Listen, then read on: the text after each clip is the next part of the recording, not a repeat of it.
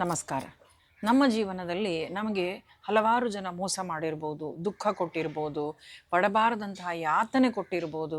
ಆವಾಗೆಲ್ಲ ನಮ್ಮ ಮನಸ್ಸಲ್ಲೊಂದು ಪ್ರಶ್ನೆ ಬರ್ತದೆ, ಇವರು ಇಷ್ಟು ಸುಖವಾಗಿದ್ದಾರಲ್ಲ, ನಮಗಿಷ್ಟು ಕಷ್ಟ ಕೊಟ್ಟು ಕೂಡ ಅದು ಯಾಕೆ?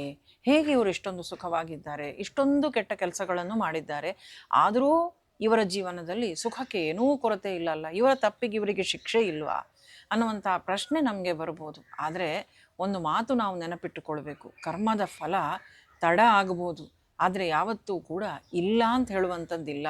ನಾವು ಮಾಡಿದಂತಹ ಕರ್ಮ ತಡ ಆಗಿ ಆದರೂ ಕೂಡ ಪ್ರತಿಯೊಬ್ಬ ವ್ಯಕ್ತಿಗೂ ಕೂಡ ಅದರ ಫಲ ಸಿಕ್ಕಿಯೇ ಸಿಗ್ತದೆ, ಅನುಭವಿಸಬೇಕಾಗ್ತದೆ. ಹಾಗಾದರೆ ಕರ್ಮ ಅಂತ ಹೇಳಿದ್ರೇನು? ನಾವು ಮಾಡುವಂತಹ ಪ್ರತಿಯೊಂದು ಕೆಲಸವೂ ಕೂಡ ಅದು ಕರ್ಮವೇ. ಈ ಕರ್ಮ ಅಂತ ಹೇಳುವಂಥದ್ದು ಒಂದು ಬೀಜದ ಹಾಗೆ, ಬೀಜ ಬಿತ್ತಿದ ಹಾಗೆ ಅಂತ ನಾವು ತಿಳಿಬೇಕು. ಒಳ್ಳೆಯ ಕೆಲಸಗಳನ್ನು ಮಾಡಿದರೆ ಒಳ್ಳೆಯ ಬೀಜವನ್ನು ಬಿತ್ತುತ್ತೇವೆ, ಕೆಟ್ಟ ಕೆಲಸಗಳನ್ನು ಮಾಡಿದರೆ ಕೆಟ್ಟ ಬೀಜವನ್ನು ಬಿತ್ತುತ್ತೇವೆ. ಒಂದು ಬೀಜ ಬಿತ್ತಿದರೆ ಅದು ಬೀಜ ಬಿತ್ತಿದ ಕೂಡಲೇ ಅದು ಮರವಾಗಿ ಫಲ ಕೊಡುವುದಿಲ್ಲ. ಆ ಬೀಜ ಬಿತ್ತಿದ ನಂತರ ಅದು ಮಣ್ಣಿನೊಳಗಡೆ ಅದರ ಕೆಲಸವನ್ನು ಅದು ಮಾಡ್ತದೆ. ನಿಧಾನಕ್ಕೆ ಅದು ಕತ್ತಲೆಯನ್ನು ದಾಟಿ ತಾನು ಆನಂತರ ಮೇಲ್ಗಡೆ ಚಿಗುರು ಬಂದು ಮರವಾಗಿ ಬರುವಂಥದ್ದು. ಹಾಗೇನೆ ಈ ಕರ್ಮವೂ ಕೂಡ, ಕರ್ಮ ತಡವಾಗಬಹುದು, ಕರ್ಮದ ಫಲವನ್ನು ನಾವು ಅನುಭವಿಸುವುದು, ಆದರೆ ಯಾವತ್ತೂ ಕೂಡ ಅದು ಇಲ್ಲ ಅಂತಲ್ಲ.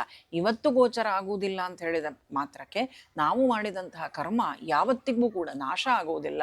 ಒಳ್ಳೆಯ ಕೆಲಸಗಳನ್ನು ಮಾಡಿದರೆ ಅದಕ್ಕೆ ಅನುಗುಣವಾಗಿ ಒಳ್ಳೆಯ ಫಲಗಳನ್ನು ನಾವು ಅನುಭವಿಸಬೇಕಾಗ್ತದೆ. ಕೆಟ್ಟ ಕೆಲಸಗಳನ್ನು ಮಾಡಿದರೆ ಆ ಕೆಟ್ಟ ಕೆಲಸದ ಆ ಫಲವನ್ನು ಕೂಡ, ಆ ಕರ್ಮ ಫಲವನ್ನು ಕೂಡ ನಾವು ಅನುಭವಿಸಬೇಕಾಗ್ತದೆ. ಕರ್ಮ ಫಲ ನಮ್ಮ ಜೀವನದ ಲೆಕ್ಕದಿಂದ ಅಳೆದು ಹೋಗುವುದಿಲ್ಲ. ನಾವು ನೋಡ್ಬೋದು, ಒಬ್ಬ ಇನ್ನೊಬ್ಬ ವ್ಯಕ್ತಿಗೆ ಮೋಸ ಮಾಡ್ತಾನೆ, ಕಷ್ಟ ಕೊಡ್ತಾನೆ, ದುಃಖ ಕೊಡ್ತಾನೆ, ಆದರೂ ಕೂಡ ಅವನು ಸುಖವಾಗಿರ್ತಾನೆ ಅಂತ. ಆಗಿಂದಾಗೆ ಅಲ್ಲದಿದ್ದರೂ ಕೂಡ ಮುಂದೆ ಅದನ್ನು ಅನುಭವಿಸಲೇಬೇಕಾಗ್ತದೆ. ನಾವು ಹೊರಗಿನಿಂದ ಮಾತ್ರ ನೋಡ್ತೇವೆ, ಹೊರಗಿನಿಂದ ನೋಡುವಾಗ ಅವನು ಸುಖವಾಗಿದ್ದಾನೆ ಅಂತ ನಮಗೆ ಅನ್ನಿಸ್ತದೆ. ಆದರೆ ಆ ವ್ಯಕ್ತಿಯ ಜೀವನದಲ್ಲಿ ನಿಜವಾಗಿಯೂ ಏನಾಗ್ತಾ ಉಂಟು ಅಂತ ಹೇಳುವಂಥದ್ದು ನಮಗೆ ಗೊತ್ತಿರುವುದಿಲ್ಲ. ಮಾನಸಿಕ ನೆಮ್ಮದಿಯನ್ನು ಆ ವ್ಯಕ್ತಿ ಕಳೆದುಕೊಳ್ತಾ ಇರಬಹುದು, ಆತ್ಮಶಾಂತಿಯನ್ನು ಕಳ್ಕೊಳ್ತಾ ಇರಬಹುದು, ಇನ್ನೊಬ್ಬರ ನಂಬಿಕೆಯನ್ನು ಕಳ್ಕೊಳ್ತಾ ಇರಬಹುದು. ಹೀಗೆ ಮಾಡಿದಂತಹ ಕರ್ಮ ಅದು ಫಲವನ್ನು ಕೊಡದೇ ಇರುವುದಿಲ್ಲ. ಇವತ್ತು ನಾವೇನು ಸುಖವಾಗಿದ್ದೇವೆ ಅಂತ ಹೇಳಿದರೆ ನಮಗೇನೂ ಮಾಡಲಿಲ್ಲ ಅಂತ ಹೇಳುವಂತಹ ಭಾವದಲ್ಲಿ ನಾವಿರಲಿಕ್ಕಿಲ್ಲ. ಕರ್ಮ ಅಂತ ಹೇಳುವಂಥದ್ದು, ಕರ್ಮ ರಿಟರ್ನ್ಸ್ ಅಂತ ಹೇಳ್ತಾರೆ ನೋಡಿ, ಅದು ಮತ್ತೆ ಮತ್ತೆ ತಿರುಗಿ ನಮ್ಮ ಬಳಿಗೆ ಬಂದೇ ಬರ್ತದೆ. ದೊಡ್ಡ ಮಂದೆಯಲ್ಲಿ ದನ ಕರುಗಳು ಎಷ್ಟೇ ಇದ್ದರೂ ಕೂಡ ಕರು ಹೇಗೆ ತನ್ನ ತಾಯಿಯ ಬಳಿಗೇ ಹೋಗ್ತದೆ, ಎಷ್ಟು ದನಗಳಿದ್ರೂ ಅದಕ್ಕೆ ತನ್ನ ಅಮ್ಮ ಯಾವುದು ಅಂತ ಹೇಳುವಂಥದ್ದು ಸುಲಭವಾಗಿ ಕಂಡುಹಿಡಿತದೆ. ಹಾಗೆಯೇ ಕರ್ಮಫಲ ನಮ್ಮನ್ನು ಹುಡುಕಿಕೊಂಡು ಬಂದೇ ಬರ್ತದೆ. ಕರ್ಮಗಳನ್ನು ಮಾಡುವಾಗ ಎಚ್ಚರ ಇರಬೇಕು. ಇವತ್ತು ಮಾಡಿ ಮುಗಿಸುವ ಅಂತ ಹೇಳಿ ಬಿಟ್ಟು ಬಿಟ್ಟರೆ ನಾಳೆ ನಾವು ಅದನ್ನು ಅನುಭವಿಸಬೇಕಾಗ್ತದೆ. ಪ್ರತಿಯೊಂದು ಕರ್ಮಕ್ಕೂ ಕೂಡ ಕರ್ಮ ಫಲ ಅಂತ ಹೇಳುವಂಥದ್ದು ಉಂಟೇ ಉಂಟು. ಕರ್ಮದ ನ್ಯಾಯಾಲಯದಲ್ಲಿ ಸಾಕ್ಷಿಗಳು ಬೇಕಾಗುವುದಿಲ್ಲ, ನಮ್ಮ ಕರ್ಮವೇ ಸಾಕ್ಷಿಗಳಾಗಿ ಎದ್ದು ನಿಲ್ತದೆ. ನಾವು ಯಾರಿಗೂ ಗೊತ್ತಾಗುವುದಿಲ್ಲ. ಯಾವುದಾದ್ರೂ ಕರ್ಮಗಳನ್ನು ಮಾಡುವ ಅಂತ ಅಂದ್ಕೊಂಡ್ರೆ, ಇವತ್ತು ಹೇಗೆ ಮಾಡಿದರೂ ನಡೀತದೆ ಅಂತ ಅಂದ್ಕೊಂಡ್ರೆ ಭಗವಂತ ನೋಡ್ತಾ ಇರ್ತಾನೆ. ದೇವರು ಪ್ರತಿಯೊಂದನ್ನೂ ಕೂಡ ಮೌನವಾಗಿ ನೋಡ್ತಾ ಇರ್ತಾನೆ. ಲೆಕ್ಕಾಚಾರವನ್ನು ಅವನಿಟ್ಕೊಂಡಿರ್ತಾನೆ. ನಾವಿವತ್ತು ಯಾರೋ ಒಬ್ಬರು ನಮಗೆ ಮೋಸ ಮಾಡಿದವರು ಸಂತೋಷವಾಗಿರ್ತಾರೆ ಅಂತ ನಾವು ಯಾಕೆ ಇವರು ಮಾಡಿದಂತಹ ಕೆಟ್ಟತನಕ್ಕೆ ಫಲ ಇಲ್ಲ ಅಂತ ನಾವು ಚಿಂತಿಸುವಂತಿಲ್ಲ. ಯಾವುದಾದರೂ ಒಂದು ರೂಪದಲ್ಲಿ ಅದು ಬಂದೇ ಬರ್ತದೆ ಅಂತ.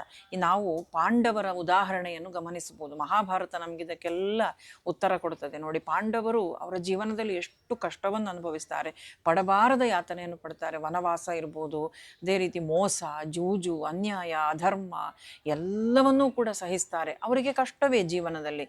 ಅದೇ ರೀತಿಯಾಗಿ ದುರ್ಯೋಧನಾದಿಗಳು, ಕೌರವರು ಜೀವನ ಪೂರ್ತಿ ಕೆಟ್ಟ ಕೆಲಸವನ್ನು ಮಾಡ್ತಾರೆ, ಆದರೆ ಆ ಸಮಯದಲ್ಲಿ ಸುಖವಾಗಿರ್ತಾರೆ.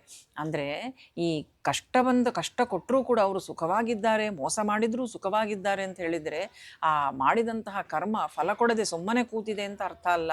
ಅದರ ಸಮಯಕ್ಕಾಗಿ ಕಾಯ್ತಾ ಇರುತ್ತದೆ. ಕೊಡುವಾಗ 2ರಷ್ಟು ಪಟ್ಟು ಹೆಚ್ಚು ದುಃಖವನ್ನು, ಕಷ್ಟವನ್ನು ತಂದು ಕೊಡ್ತದೆ. ಅದು ಒಳ್ಳೆಯದೇ ಇರಲಿ, ಕೆಟ್ಟದ್ದೇ ಇರಲಿ, ತಕ್ಷಣಕ್ಕೆ ಸಿಗದೇ ಇದ್ದರೂ ಕೂಡ ಯಾವಾಗ ನಮ್ಮ ಹತ್ತಿರಕ್ಕೆ ಬರ್ತದೋ ಆಗ ಅದು ದುಪ್ಪಟ್ಟಾಗಿ ಬರ್ತದೆ.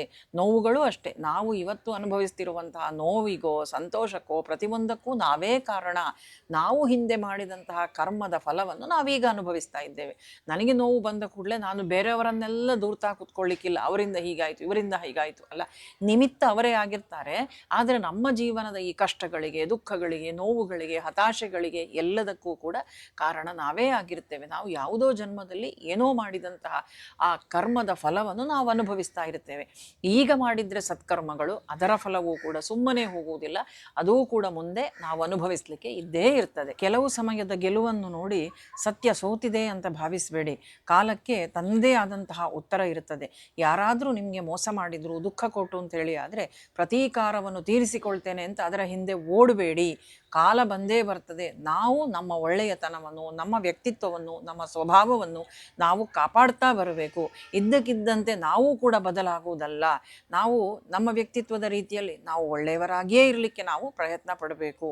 ನೀವು ಪ್ರತೀಕಾರಕ್ಕಾಗಿ ಕೆಟ್ಟ ಕೆಲಸ ಮಾಡಿದವರ ಹಿಂದೆ ಓಡಿದರೆ ಅವರ ಕರ್ಮದ ಜೊತೆಗೆ ನಿಮ್ಮ ಕರ್ಮವನ್ನೂ ಕೂಡ ಸೇರಿಸಿ ಬಿಡ್ತೀರಿ. ಹಾಗಾಗಿ ಮನಸ್ಸನ್ನು ಶುದ್ಧವಾಗಿಟ್ಟುಕೊಳ್ಳಿ. ಯಾವುದೇ ರೀತಿಯಾದಂತಹ ಮನಸ್ಸಿನಲ್ಲಿ ಗೊಂದಲಗಳನ್ನು ಸೃಷ್ಟಿ ಮಾಡಿಕೊಳ್ಳುವುದು ಬೇಡ. ನಮ್ಮ ವ್ಯಕ್ತಿತ್ವವನ್ನು ನಾವು ಶುದ್ಧವಾಗಿಟ್ಟುಕೊಳ್ಳುವ, ಫಲಾಫಲಗಳನ್ನು ತೀರ್ಮಾನ ಮಾಡುವಂಥ ಅಧಿಕಾರವನ್ನು ಭಗವಂತನಿಗೆ ಬಿಟ್ಟು ಬಿಡುವ. ಭಗವಂತ ಎಲ್ಲವನ್ನೂ ಕೂಡ ನೋಡ್ತಾ ಇದ್ದಾನೆ. ಅವನ ಪಾಲಿಗೆ ಆ ಕರ್ಮದ ಫಲ ಹೇಗೆ ಕೊಡಬೇಕೋ ಅದನ್ನು ಅವನ ಪಾಲಿಗೆ ಬಿಟ್ಟು ಬಿಡುವ.